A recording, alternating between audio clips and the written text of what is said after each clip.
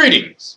I'm Troy Newham, author of 2084, The Search for Love, Hope, and Faith, available on Amazon.com in paperback and Kindle version, free to those of Amazon Prime. I also maintain a blog at swampthoughtspress.com. It's a libertarian blog. I think you'll enjoy it.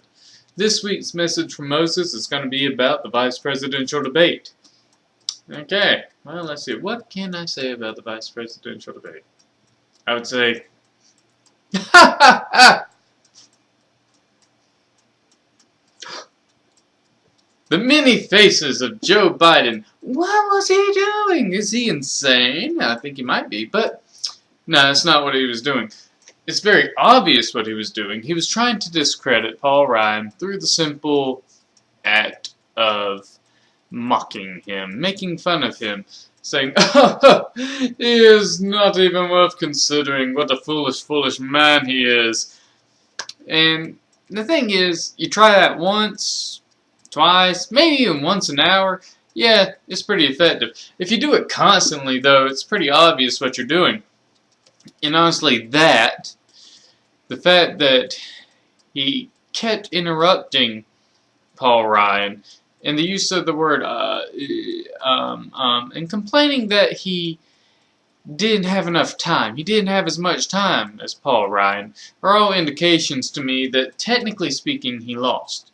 Now, what they did is they sequestered Joe Biden for a little over a month. And all that time, they were like, this is what you're going to say about X. This is going to be what you say about Y. This is what you say. Do not ad-lib, people. This is what you're going to say. And so he did fairly well. I felt like both parties represented their party's viewpoints in a pretty good fashion.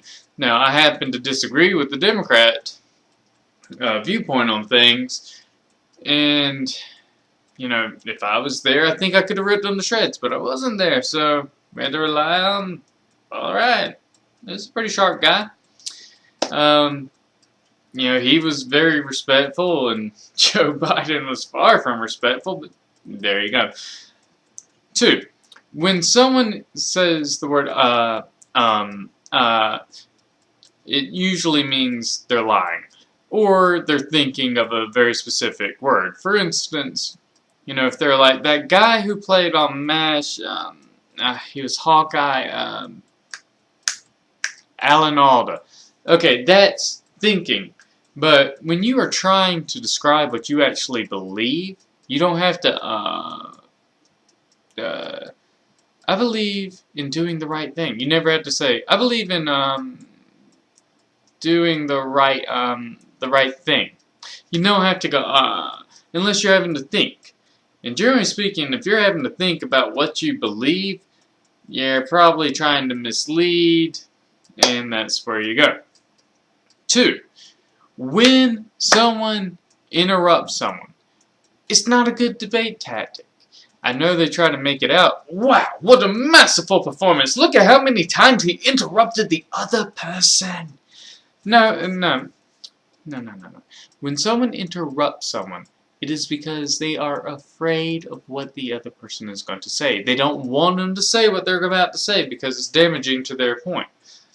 Now, if you have a really clever point to make, if you really have the drop on someone, you let them finish. You know why?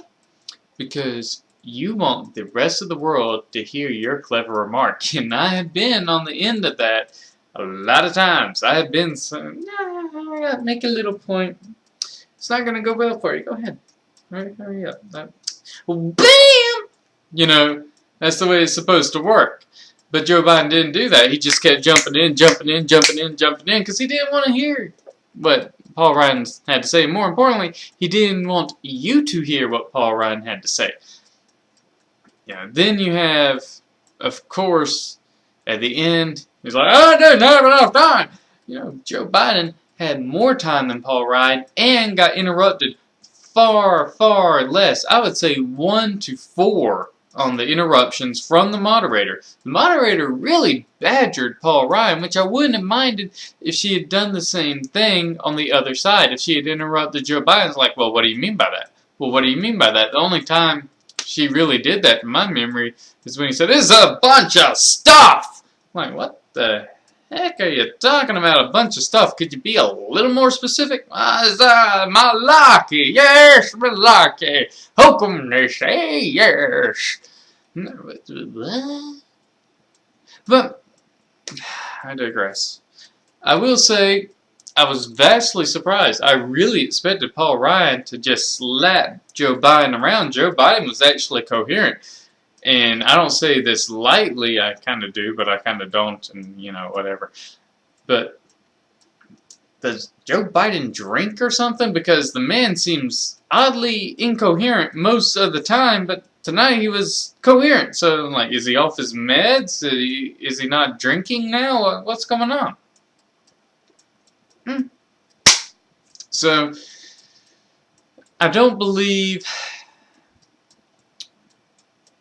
Well, if you are for the Democrats, I think you think the Democrats won. If you are for the Republicans, I think you think the Republicans won. If you are trying to decide based sheerly on their principles and their philosophies, and you didn't care about, the people bickering back and forth and all the disrespecting going on, I don't believe either side really made their case stronger than the other side.